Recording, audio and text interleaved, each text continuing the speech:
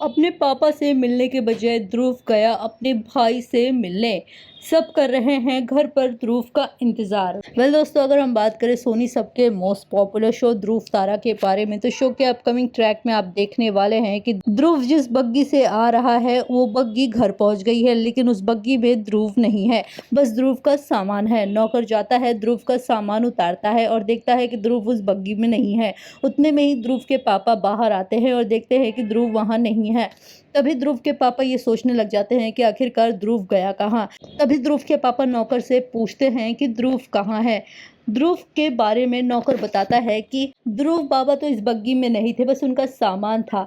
हो सकता है ध्रुव बाबा जो है पीछे से आ रहे होंगे। ये सुनकर ध्रुव के पापा भी यही सोचने लग जाते हैं कि हाँ, हो सकता है ध्रुव पीछे से आ रहा होगा। तब तक में ध्रुव के चाचा वहां आकर ध्रुव के बारे में पूछने लग जाते हैं। उसके पापा कहते हैं कि वो शायद पीछे से आ रहा है, लेकिन ध्रुव पहुंच गया है अपने भाई से मिलने। ध्रुव का भाई देख नहीं सकता है, लेकिन ध्रुव के भाई ने ध्रुव को महसूस कर लिया है। ध्रुव अपने भाई से मिलकर काफी खुश हो जाता है और उसके लिए एक किताब लेकर जाता है।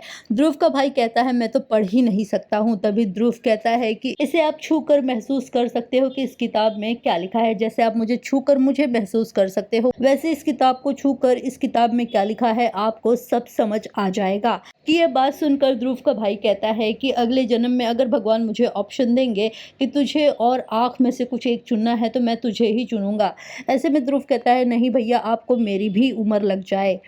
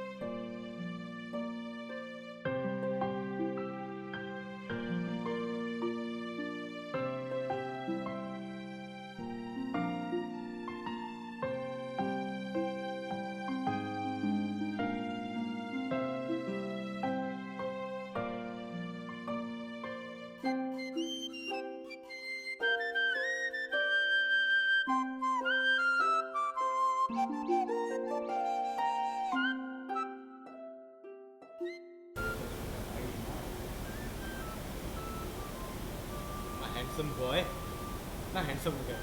हाँ वो तो मैं हो गया। ऐसे कदम पर किसके चल रहा, हैंडसम होना तो बनता है ना। अरे मैं आपके लिए हाँ बैठे इस पे आराम से आप भी कहोगे वाह क्या चीज़ है। बतलाइए।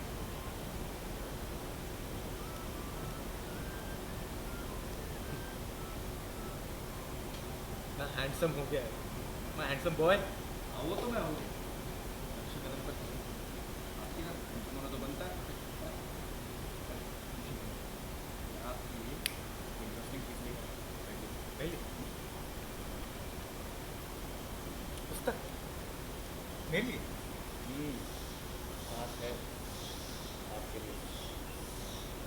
तो मैं देख नहीं सकता, मैं ऐसे कैसे पढ़ूंगा? थोड़ा बुरा बुरा लग रहा है। हाँ,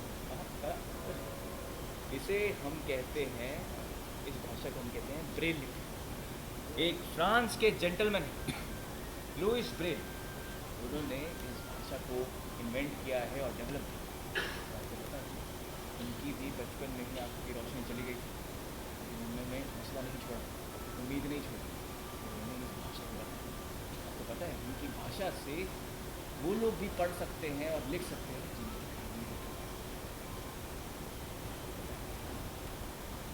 ये भाषा सीखे। मुझे भाषा मैं आपको शिक्षा दूँगा, मैं करूँगा।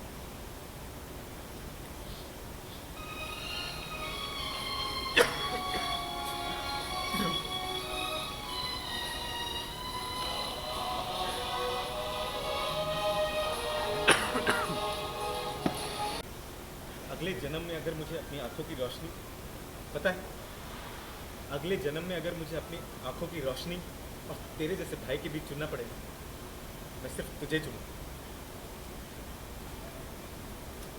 तू मेरे लिए पुस्तक लेकर आया,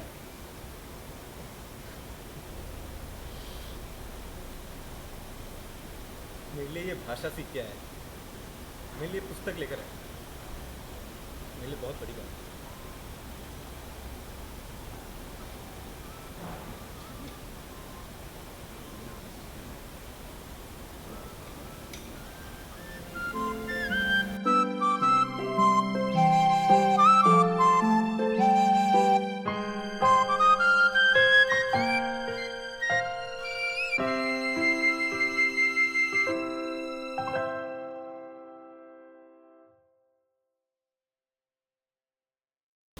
ध्रुव बाबू की बग्गी आगे वाले बाबू, बग्गी आगे वाले बाबू। ये आ गई तो क्या करें? ध्रुव बाबू कहाँ है? हैं?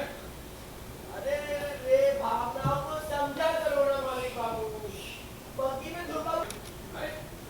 भावनाओं को समझो ना मालिक बाबू। ध्रुव बाबू की बग्गी आई है, लेकिन वो नहीं है, उसमें सिर्फ सामान है। क्या मतलब है तुम्हारा? हैं? ध्रुव बाबू नहीं है? तुम्हें क्या लगता है इतनी देर से हम क्या उसके सामान की राह देख रहे हैं? अरे हम तो ध्रुव का इंतजार कर रहे हैं। अरे भाई साहब,